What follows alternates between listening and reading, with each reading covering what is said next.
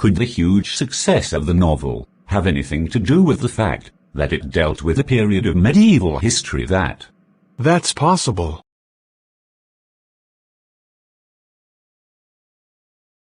Since its invention, a little over 130 years ago, the interview has become a commonplace of journalism.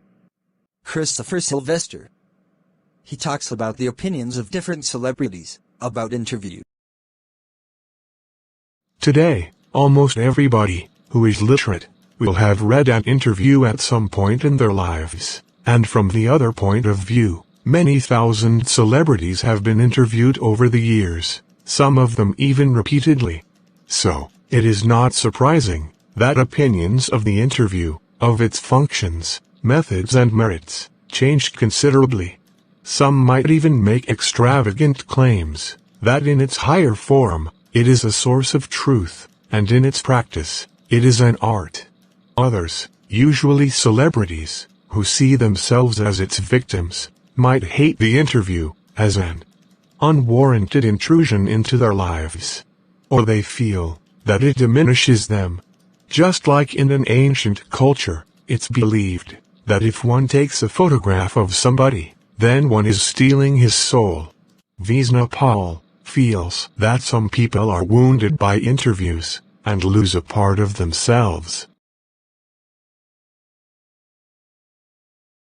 Lewis Carroll, the creator of Alice in Wonderland, was said to have a just horror of the interviewer.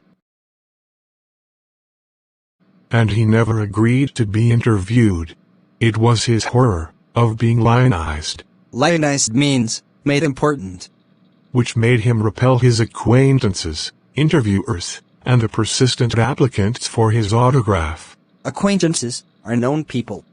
He didn't like publicity in this way. Rather, he would silence all such people with much satisfaction and amusement by his creations. Rudyard Kipling expressed an even more condemnatory attitude towards the interviewer. Condemnatory means unacceptable. His wife, Caroline, writes in her diary, for the 14th of October 1892, that their day was wrecked by two reporters from Boston. She writes that her husband said to the reporters, "Why do I refuse to be interviewed? You ask. Because it is immoral. It is a crime. Just like a crime as an offense against a person, like an assault. And it deserves a punishment." Assault means physical attack. It is cowardly and vile. Vile means very unpleasant. No respectable man would ask it and give it. Though he made such statements, yet he himself made such an assault on Mark Twain a few years before. Yes, some years before, he himself interviewed Mark Twain. Ironic. H.G. Wells, in an interview in 1894, referred it as the interviewing ordeal. Ordeal means unpleasant experience. He considered the interview as an unpleasant experience, but he himself was a frequent interviewee. He had interviewed Joseph Stalin. Saul Bellow, who has agreed to be interviewed on some occasions, had once described interviews as being like thumbprints on his windpipe. Saul Bellow described interviews as thumbprints on his windpipe. What does this mean? It means he felt suffocated being interviewed.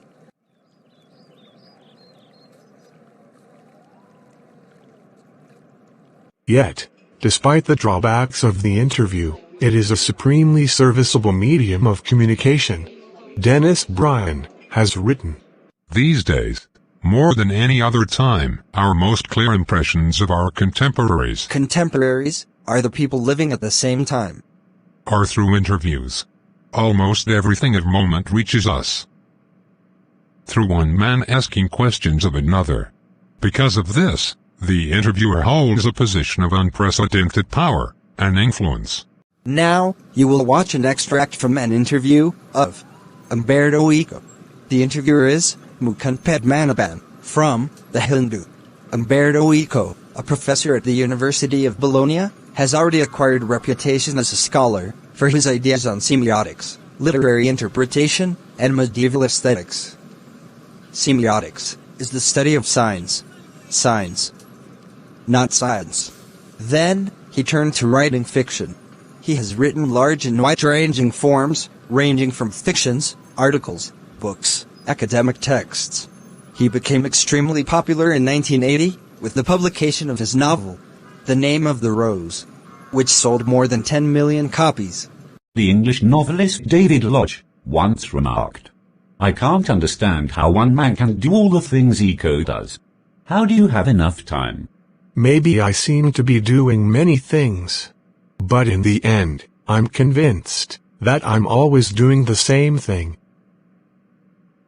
And then I have a secret. Did you know what will happen if you eliminate the empty spaces from the universe? Eliminate the empty spaces in all the atoms? The universe will become as big as my fist. Similarly, we have a lot of empty spaces in our lives. I call them interstices. Say you are coming over to my place. You are in an elevator, and while you're coming up, I'm waiting for you. This is an interstice, an empty space. I work in empty spaces. While waiting for your elevator to come up from the first to the third floor, I have already written an article. Not everyone can do that, of course. Your non-fictional writing, your scholarly work, has a certain playful and personal quality about it. It's a marked departure from a regular academic style, which is depersonalized, and often dry and boring. Have you consciously adopted an informal approach, or is it something that just came naturally to you? When I presented my first doctoral dissertation in Italy. Dissertation is a long essay for a university degree. One of the professors said, "Scholars learn a lot about a certain subject, then they make a lot of false hypotheses, then they correct them, and at the end, they put the conclusions. You, on the contrary, told the story of your research, even including your trials and errors." At the same time, he recognized I was right, and he went on to publish my dissertation as a book, which meant he appreciated me. At that point, at the age of 22, I understood scholar books should be written the way I had done, that is, by telling the story of the research. This is why my essays always have a narrative aspect. And this is why probably I started writing novels so late, at the age of 50, more or less. I remember that my dear friend, Roland Barthes, was always frustrated that he was an essayist, and not a novelist. He wanted to do creative writing one day or another, but he died before he could do so. I never felt this kind of frustration. I started writing novels by accident. One day, I had nothing to do, and so I started. Novels probably satisfy my taste of narration. Talking about novels. From being a famous academic, you went on to becoming famous after the publication of The Name of the Rose. You've written 5 novels against many more scholarly works of non-fiction. At least more than 20 of them. Over 40. Over 40. Among them, you've written a seminal piece of work on semiotics. But ask most people about Umberto Eco, and they will say, "Oh, he's a novelist." People know you more as a novelist than as an academic of semiotics. Does that bother you? Yes.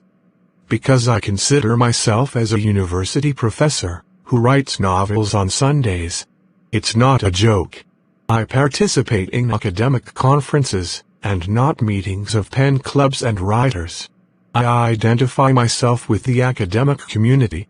But okay, if they have read only the novels.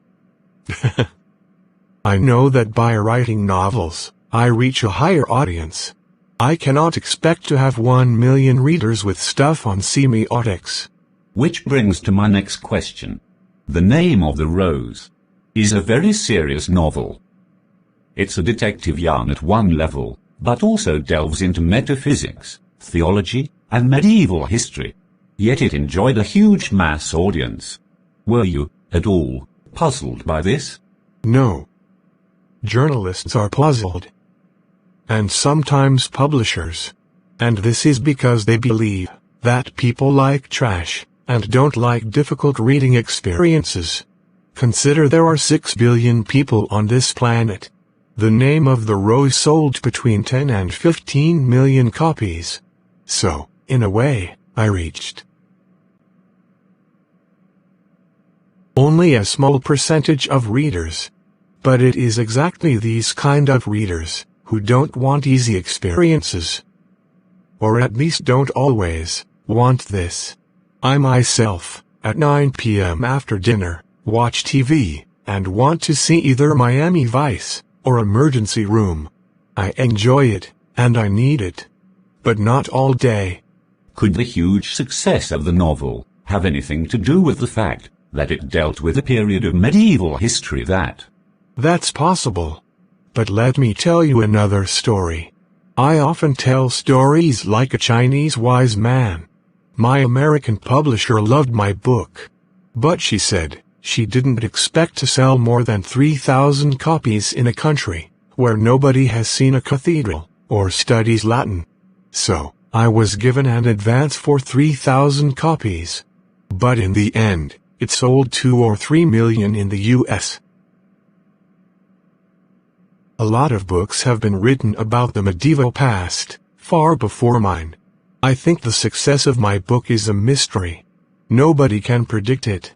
I think, if I had written The Name of the Rose 10 years earlier or 10 years later, it wouldn't have been the same. Why it worked at that time is a mystery.